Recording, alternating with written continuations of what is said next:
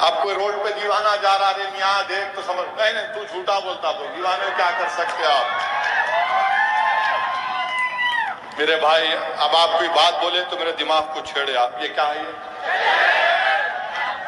ये क्या है? अब क्या है? नहीं है ना। तो इसमें 95% काम कौन करता? हाँ, ये करता, ये करता, ये करता ना। 95% काम कौन करता?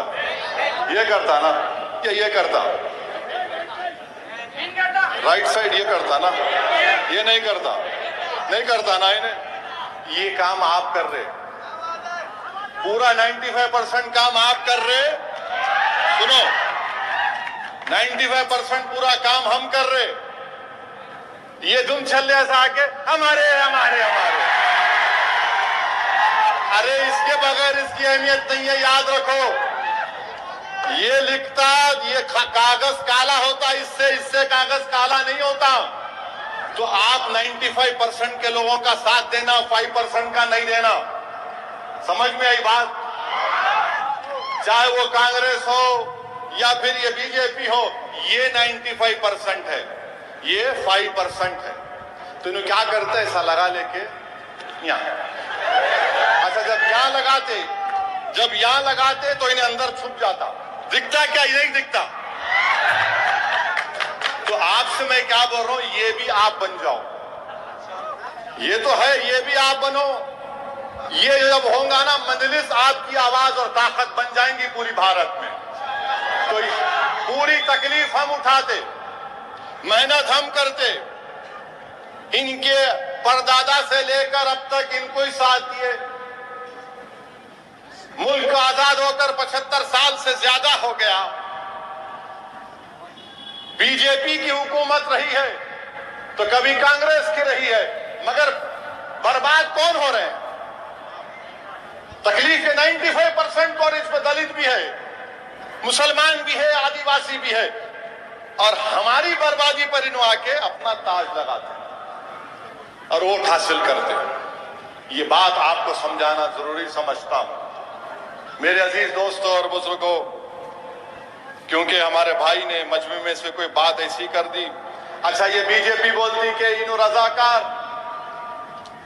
हम अमित शाह से पूछना चाह रहे, अमित शाह साहब, क्या आप आबिद हसन के नाम को जानते हैं? हम आरएसएस के ये संघियों से पूछना चाहते जो सुबह उठते कि 90 साल चड्डी पहने, आजकल जरा पैंट पहन रहे।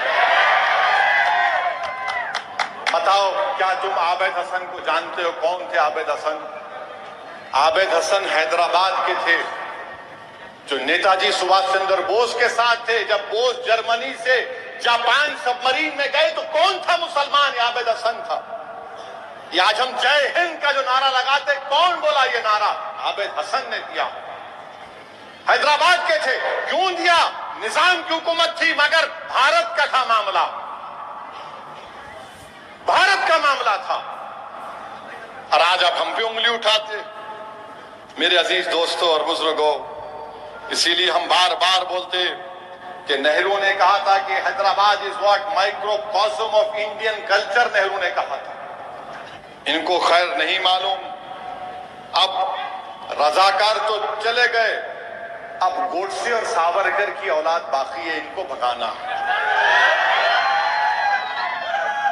गोडसे और सावरकर की अभी जानिशीन है, औलाद है, इनको हमको देखना। और हर बिल्कुल अभी कब भगाएंगे? अभी टाइम आ गया ना। और फिर मेरे अजीज दोस्तों और बुजुर्गों, लोग निजाम की हुकूमत की यकीनन उनके अच्छे काम की हम तारीफ करते, मगर क्या निजाम की हुकूमत में लिबर्टी थी, इक्वालिटी थी, जस्टिस था, फ्रेटर्निटी था? नहीं था। चंद रईस लोगों के पास दौलत थी,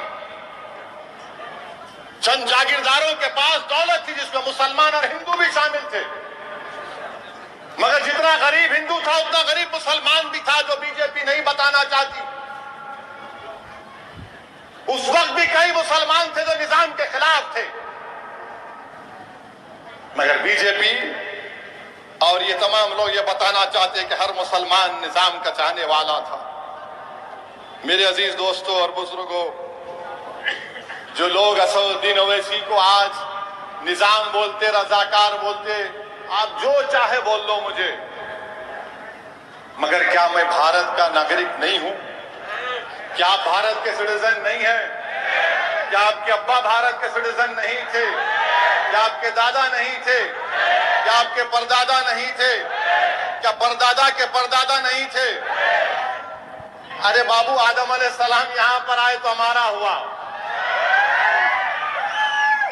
अब्बा आदम अलैहिस्सलाम जन्नत से पैर कदम डाले तो हिंद में डाले। अब इन्हों आके बोलते नहीं तुम्हारा नहीं है, मेरा नहीं है। अरे बाबू, बात ऊपर तक चले गई बहुत।